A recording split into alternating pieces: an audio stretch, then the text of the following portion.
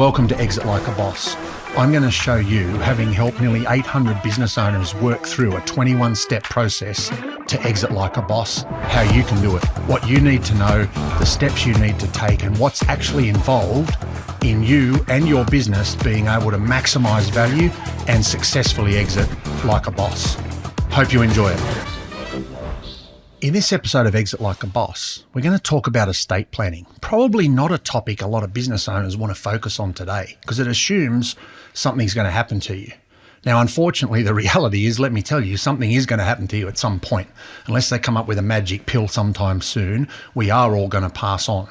Now, why is that an important issue around exit planning? We've already talked about investments. We've already talked about asset protection in the previous episodes. This episode, we're going to focus on estate planning. And again, it's not an area I'm qualified to give you detailed advice. And you can't give detailed advice because everyone's circumstances are quite different.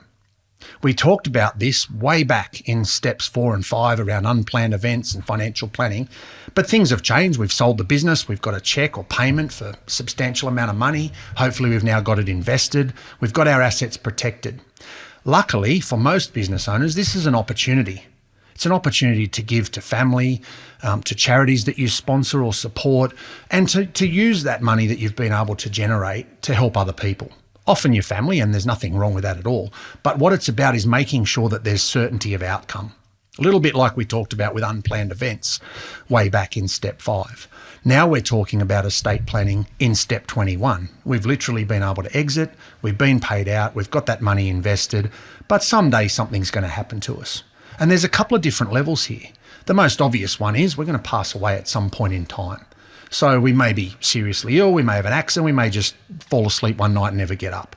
That's not what this is about. This is about making sure that if and when that does happen, there is certainty of outcome. Making sure we have the documentation in place, a will and an estate planning document that actually governs what happens to our assets.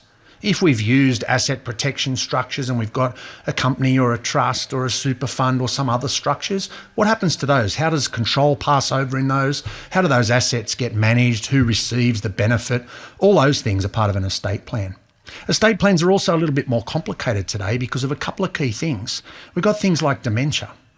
So I've been through this recently with a close family member who, as little as 2 years ago, would have been quite capable legally of signing a will and an estate planning document. She is no longer able to do that. She doesn't have the mental capacity because of dementia to be able to do that. So legally, where we are anyway, she's not allowed to sign that document. Now, luckily, prior to that date, we got her to update her will and estate plan so everything's okay.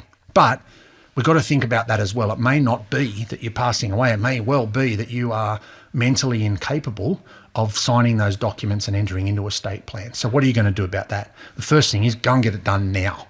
If you're okay now, and I'm assuming you are, go and get it done now so it's fixed, sorted and documented and there's certainty of outcome.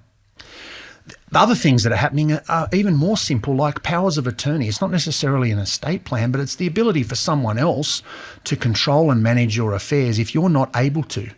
Now, that might be a serious injury and you're hospitalised and you're going to be perfectly okay, but it's going to take 6 weeks for that to happen. Somebody needs to manage things in that time. Make payments, receive monies, operate your bank accounts, pay the rent or pay your mortgage or, whatever it might be that you're going to do. The other side of that then is, how does that interact? So all of these things are related.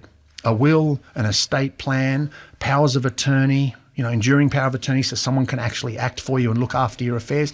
It's all part of the same thing. And of course, these last 3 steps, investment planning, estate planning and asset protection all fit together. It's all part of an overall strategy. In Australia, you would definitely go to a financial advisor and probably a lawyer as well to get all of that together. And it's a detailed process. There's a fair few steps involved. There's a lot of documents going to be generated, but it's all about protecting the assets that you've got, making sure they end up where you want them to end up if something happens to you, and ultimately something will happen to you, as I said, and making sure that your family is provided for in that scenario. Now, I'm not here to give you legal advice. What I am here to say is get this done. I have seen very unfortunate circumstances where a business owner sold their business, received nearly $12 million in this particular example, paid the taxes, had just had a meeting to start this process with a financial advisor about where to invest the money and how, and then actually got killed in a skiing accident. No will, no estate plan, the documents weren't done, the investments weren't put in place, the asset protection wasn't there.